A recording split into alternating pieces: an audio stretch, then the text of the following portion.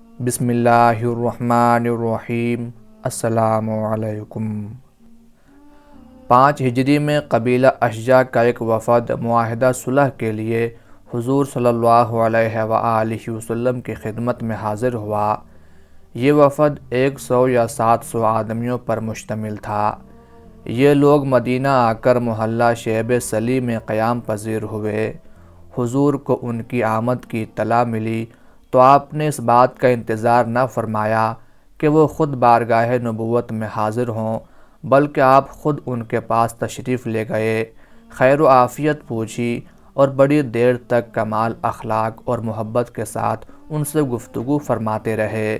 پھر صحابہ کرام رضی اللہ عنہم سے فرمایا کہ اپنے مہمانوں کی کھجوروں سے تواضع کرو۔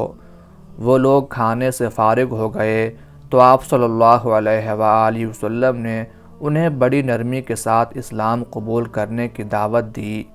انہوں نے جواب دیا، محمد صلی اللہ علیہ وآلہ وسلم، ہم اسلام قبول کرنے کے لیے نہیں آئے۔ ہماری آمد کی غرض و غایت یہ ہے کہ آپ سے امن اور صلح کا معاہدہ کریں، کیونکہ آپ صلی اللہ علیہ وآلہ وسلم کی اور آپ کی قوم کی آئے دن کے لڑائیوں نے ہمیں سخت پریشان کر رکھا ہے۔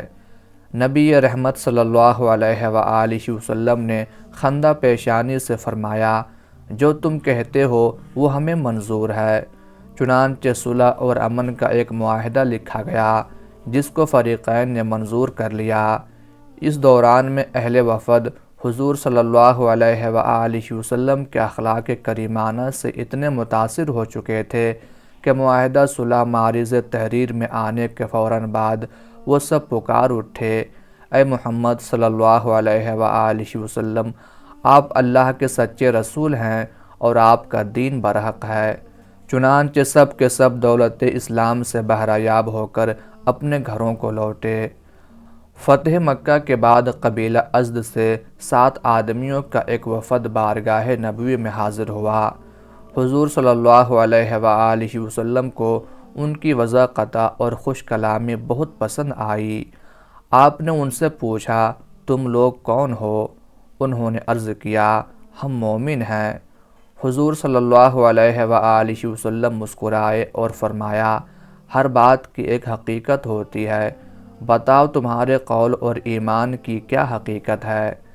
اہل وفد نے عرض کیا، ہم میں 15 خصلتیں ہیں، ان میں سے 5 تو ایسی ہیں جن کے متعلق آپ کے قاصدوں یعنی مبلغین یا داعیان اسلام نے ہمیں حکم دیا ہے کہ ان پر ایمان رکھیں، اور 5 ایسی ہیں جن کے متعلق ہدایت کی ہے کہ ان پر عمل کریں، اور 5 وہ ہیں جن کے ہم زمانہ جاہلیت سے پابند ہیں اور اب تک ان پر قائم ہیں۔ حضور صلی اللہ علیہ وآلہ وسلم نے پوچھا، وہ 5 باتیں کون سی ہیں جن پر تمہیں ایمان رکھنے کا حکم دیا گیا ہے؟ اہل وفد نے عرض کیا، یا رسول اللہ، وہ یہ ہیں کہ ہم اللہ تعالیٰ، اس کے فرشتوں، اس کی کتابوں اور اس کے رسولوں کو مانیں اور مرنے کے بعد جی اٹھنے کا یقین کریں۔ حضور صلی اللہ علیہ وآلہ وسلم نے پوچھا، وہ 5 باتیں کیا ہیں جن پر تمہیں عمل کرنے کی ہدایت کی گئی ہے؟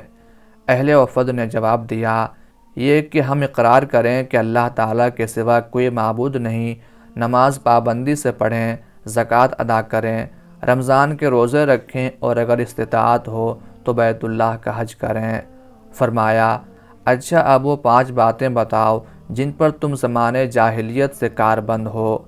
اہل وفد نے عرض کیا، خوشحالی کے وقت شکر کرنا، مصیبت پر صبر کرنا، راضی برضائے الہی رہنا، آزمائش کے وقت راست بازی پر قائم رہنا اور دشمنوں کی مصیبت پر ہنسی نہ اڑانا۔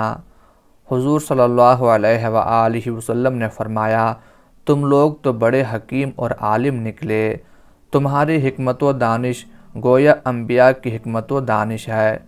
اچھا تو اب 5 باتیں میں تمہیں بتاتا ہوں تاکہ کل مجموعہ 20 باتیں ہو جائیں۔ نمبر 1، ضرورت سے زیادہ اشیاء خورد و نوش جمع نہ کرو۔ نمبر 2، ضرورت سے زیادہ مکانات نہ بناؤ یا وہ مکان نہ بناؤ جس میں تمہیں بسنا نہ ہو۔ نمبر 3، جس چیز کو چھوڑ کر کل تمہیں چلا جانا ہے اس میں ایک دوسرے کی حرص نہ کرو۔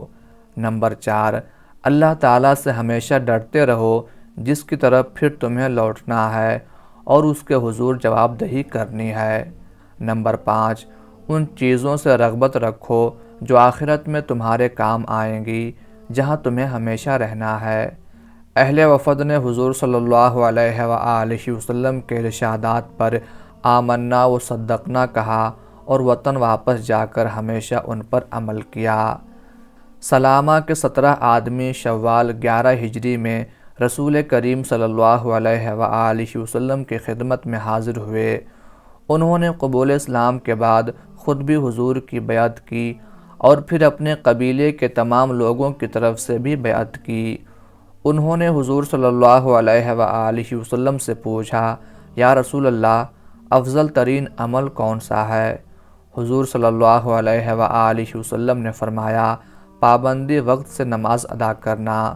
پھر انہوں نے عرض کیا، یا رسول اللہ، ہمارے ہاں خشک سالی ہے، بارش کے لیے دعا کیجیے۔ حضور صلی اللہ علیہ وآلہ وسلم نے اسی وقت زبان مبارک سے یہ الفاظ ارشاد فرمائے۔ وفد کے ایک رکن حبیب بن عمرو رضی اللہ تعالی عنہ نے عرض کیا، یا رسول اللہ صلی اللہ علیہ وآلہ وسلم، اپنے مبارک ہاتھ اٹھا کر دعا فرمائیں۔ حضور صلی اللہ علیہ وآلہ وسلم مسکرائے اور ہاتھ اٹھا کر دعا کی۔ یہ وفد اپنے وطن واپس گیا تو معلوم ہوا کہ جس دن حضور صلی اللہ علیہ وآلہ وسلم نے دعا کی تھی اسی دن بارش ہو گئی تھی۔ بنو حارث بن کعب نجران کا ایک نہایت معزز اور جنگجو قبیلہ تھا۔ سارے عرب میں شہرت تھی کہ اس نے کبھی دشمن سے شکست نہیں کھائی۔ رسول اکرم صلی اللہ علیہ وآلہ وسلم نے حضرت خالد بن ولید رضی اللہ تعالی عنہ کو تبلیغ اسلام کے لیے اس قبیلے میں بھیجا تھا۔ ان کی مساعی سے یہ بہادر قبیلہ مشرف باسلام ہو گیا اور ان کا ایک وفد 9 ہجری یا 10 ہجری میں حضرت خالد بن ولید رضی اللہ تعالی عنہ کے ساتھ بارگاہ رسالت میں حاضر ہوا۔ حضور صلی اللہ علیہ وآلہ وسلم نے ان سے پوچھا کہ زمانے جاہلیت میں جو تم سے لڑا وہ ہمیشہ مغلوب رہا، اس کا کیا سبب ہے؟ انہوں نے عرض کیا، یا رسول اللہ صلی اللہ علیہ وآلہ وسلم، اس کے 3 سبب تھے۔ نمبر 1، ہم اپنی طرف سے کسی پر ظلم یا زیادتی نہیں کرتے تھے۔ نمبر 2، ہم خود کسی پر چڑھ کر نہیں جاتے تھے اور نہ لڑائی میں پہل کرتے تھے۔ نمبر 3، جب کوئی ہم پر لڑائی تھوپ دیتا تھا تو میدان جنگ میں ہم بنیان مرصوص بن جاتے تھے اور کبھی منتشر نہیں ہوتے تھے۔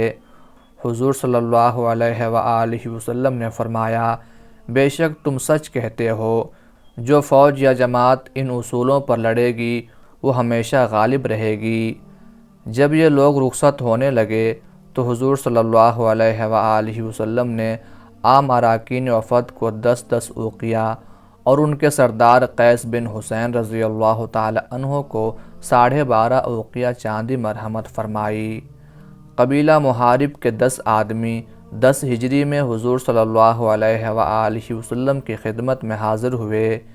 آپ صلی اللہ علیہ وآلہ وسلم نے نہایت اخلاق سے ان کو ٹھہرایا اور حضرت بلال رضی اللہ تعالی عنہ کو ان کی خاطر مدارت پر مامور فرمایا۔